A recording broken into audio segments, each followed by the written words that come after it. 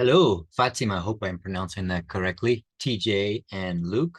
It's quite possible by the time you see this video, we may have already met. If not, as you probably are aware, I'm trying to solicit meetings so that we can actually meet each other live. This is the first time I've ever taught a 100% asynchronous course. So the idea of actually not seeing anybody flesh and blood in real time is a bit disturbing. So hopefully we'll be able to resolve that early next week. So I wanted to tell you a little bit about me. I want to learn about you in the Zoom meetings. Since you probably already know each other, it'd be a good opportunity to share your backgrounds with me.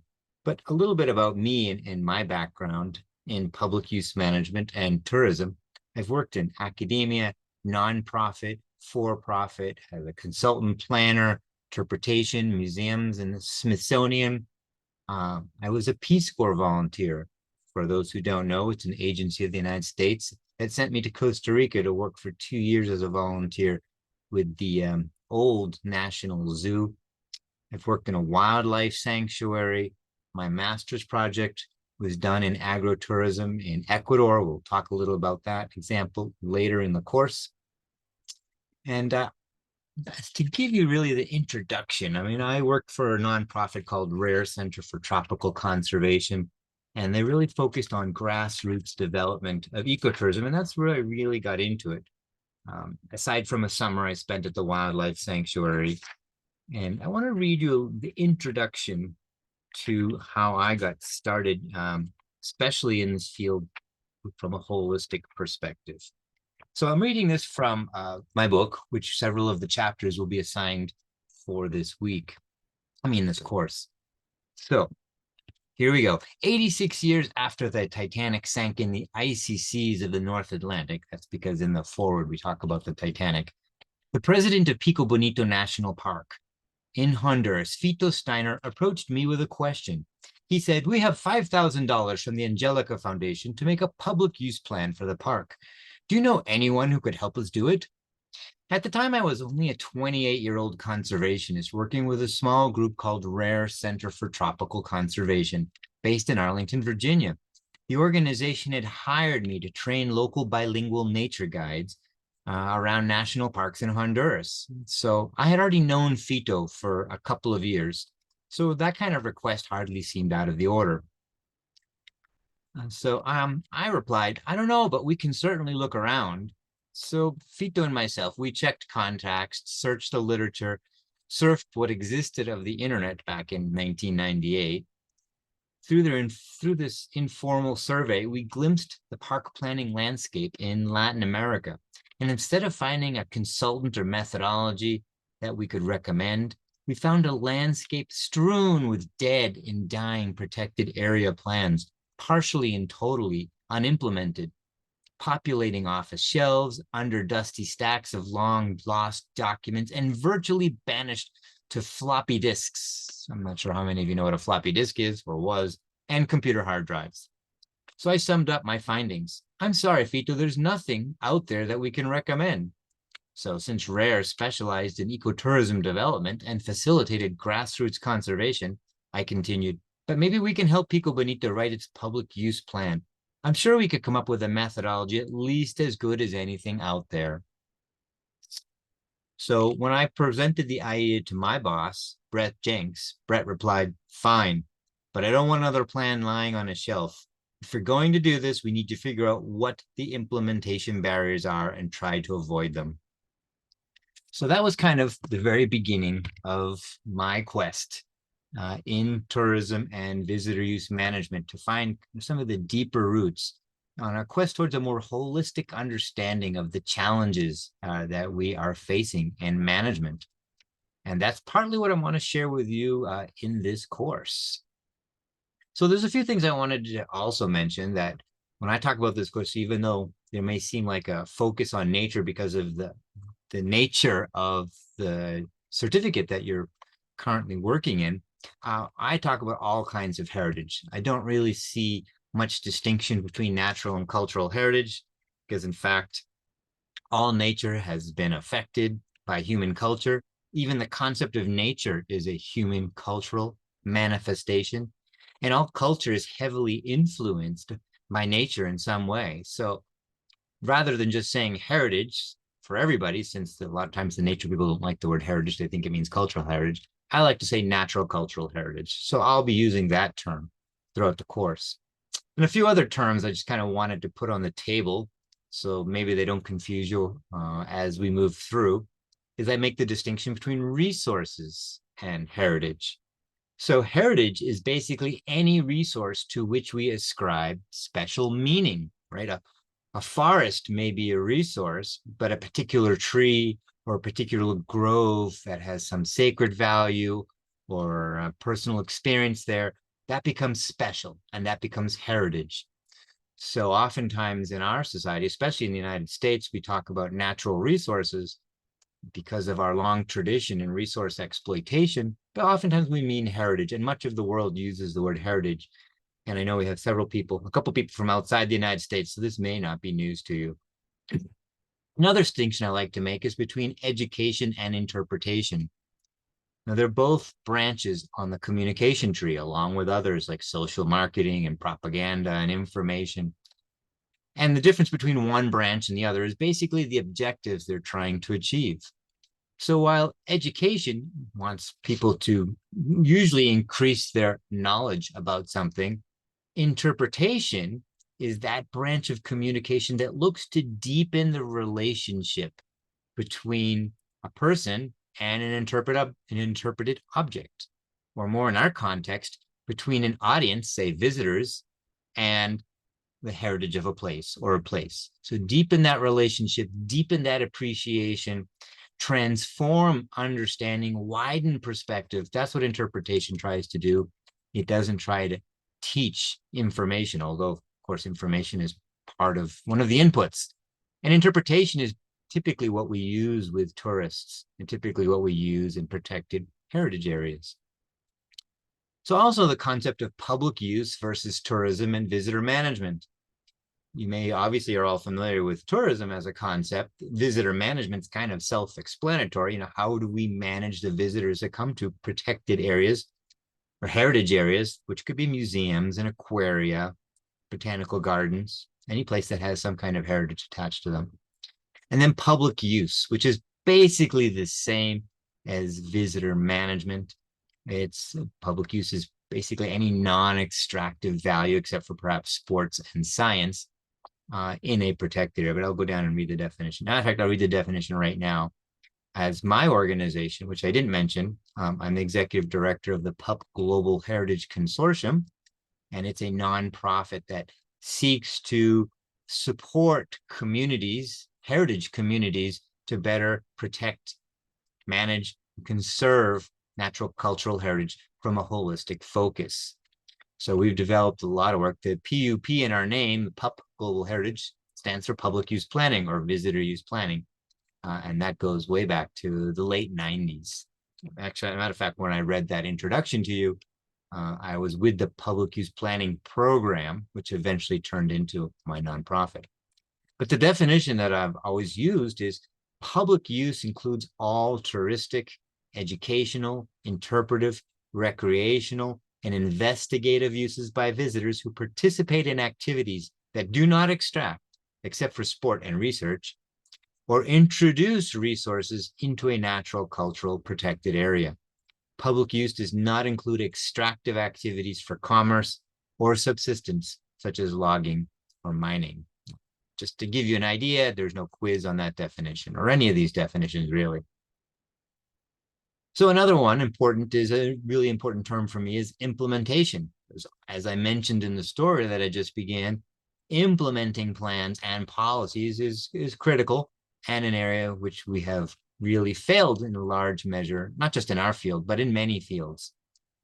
So there's two different kinds. People oftentimes measure implementation based on conformance. That is the degree to which what you do conforms with the objectives that you set up at the beginning of the year or last year in your strategic plan, which is very limited understanding of implementation, versus performance, which includes a variety of different variables, including conformance. It also includes some of those great things that happen that you didn't plan for, right? And it includes the quality of your plan. And it includes the success of your strategies, even if you didn't follow the same activities that you had planned out. So it's a more holistic, a wider understanding of implementation. Another one, which we'll be speaking with quite a bit more, and that's probably the next lesson or two, is development versus growth. Now, growth is just growing bigger. Development, at least as I'm using the term in this course, is to increase in quality, which may or may not be accompanied by growth. So cancer is something that grows. We oftentimes use the word develops in that sense, but is not necessarily increasing in quality, at least from the host's perspective. I suppose if you are the cancer tumor and you grow, you're increasing your own quality of life as well. But hopefully you see the difference that not all growth is good. Another is capacity versus performance, right? Capacity is just the potential to do something, while performance is actually doing it. So capacity building alone is no good if those whose capacity is being built don't actually do something, don't actually put it in practice.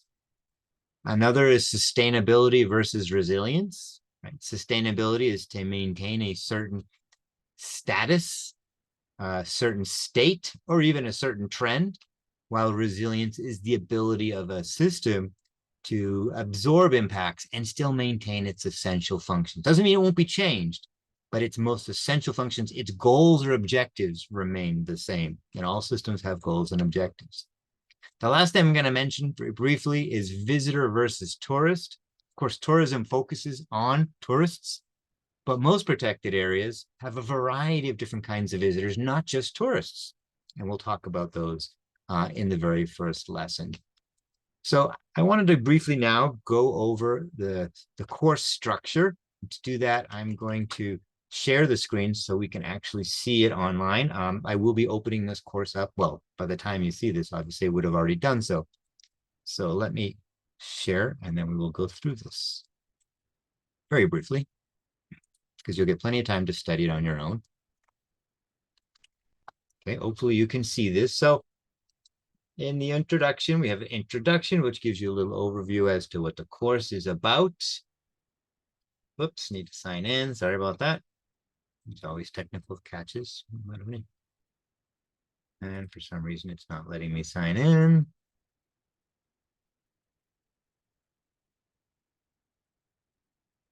Okay, that was almost embarrassing, but I avoided that. So as I was saying, in the introduction, there's just an overview of the course, the main topics. There's an announcement section, so anything that happens in the news that might be relative to the content of this course, any of us, the four of us, are free, or I suppose Keith can also post things if something comes up into the announcement section. Here's a little more bio than I just gave about me as well. I guess this is the announcement section. Course information. I mean, you've probably already seen this format in other courses, but since I haven't taken any of those other courses, I'm not totally sure. So here's a basic introduction to the concept of sustainable tourism in protected areas from a holistic perspective. The learning outcomes, some frequently asked questions, and some basic stuff about if you have questions or comments about course logistics, you can put them in this forum right here. And we have the syllabus, although we can mostly see the syllabus by the structure of the course website. You can certainly download the detailed syllabus. But if you look at the top, you see we have 8 weeks, which I imagine is the same as your other courses. And the first week we will talk about, which is what we're going to be doing in the next talk, what is protected area management, public use management, and how tourism contributes to that. This is the introduction. And then those followed by readings. So there'll be obligatory readings followed by optional readings. As you can see the word optional here, completely up to you whether you want to read them or download them and read them at some further time. Then the assignments, so the different kinds of assignments. So every module of the 4, and this may be true of all your courses, has a work plan, and the work plan goes over the different deliverables and the dates for those deliverables, so you can download those. And then we also have one assignment for the first 3 modules, which are review questions. These are questions I want you to submit to me. It's not for group consumption. What is for group consumption are the week discussion questions. So you can see here in this forum here, there's week 1 discussion questions. These are some questions I pose to you. you answer, and then you also comment on your classmates. And I may add additional comments and questions. So it really is meant to be a discussion. If you have other thoughts relevant to the topic of this particular week, feel free to add those, even if they're not directly related to the discussion. And then you have readings that you can't, if some of them have links. So if they have links, you just acquire them on the internet via the links. If you can't do that, then I posted them here and you can download them. And then you submit your review questions here in this space right here. So then we go to week 2. There's the dates. Here we talk about tourism as a development factor. So what is tourism and what is development? Those basic concepts without considering sustainability yet. So week 2 questions. Here's some videos. This is one particular expert in tourism, and we'll be using a number of her videos that I think they're quite engaging and they're good overviews. Which you see her, you can go to a website and you see there are many, many more topics that she covers if you like her style. And then there's some readings. Optional readings will also be here, and optional videos will also be linked as well in this fashion. So make sure you know which one's optional and which one's obligatory when you decide how to spend your week. Here we go. So this is whatever week this is. I think this is week 3. So this is probably the development week. What is development? And again, you have optional and obligatory. And you can also download the assignment as well for each week. There's one assignment of review questions per module. And then here we got some different videos. Not all of them are which are obligatory. Then we have module 3 already in week 4. So this is module 3 is sustainable tourism. So we really get into the different definitions, who some of the different players, some of the key concepts. We discuss sustainability itself and different aspects of sustainability versus resilience. And we have optional, and then we have the assignments, the work plan, assignment, discussion questions. You submit your assignment 3 right here. Moving on to week 5, which is also module 3. Once again, the readings, assignments. And here we finally have the final paper guidelines and presentation. So again, I'm not sure how you did it in other courses, but here you give a final presentation followed by your final paper. So hopefully you'll deliver me your video. We'll post the video here. Other classmates watch it, and then they're required to offer insights, suggestive, constructive criticism, so that each of you can take those ideas to improve the paper before you have to submit it. There's week 5. Once again, our trusty vlogger on tourism. Now we're up to week 6. And here we're module 4. We're talking about sustainable tourism, and not just sustainable development, but how tourism in a sustainable and development context can be used for planning, managing, and monitoring.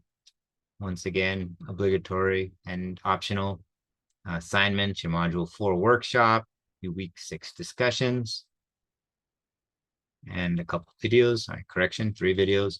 Moving on to week 7, where you start to change up the format a little bit here.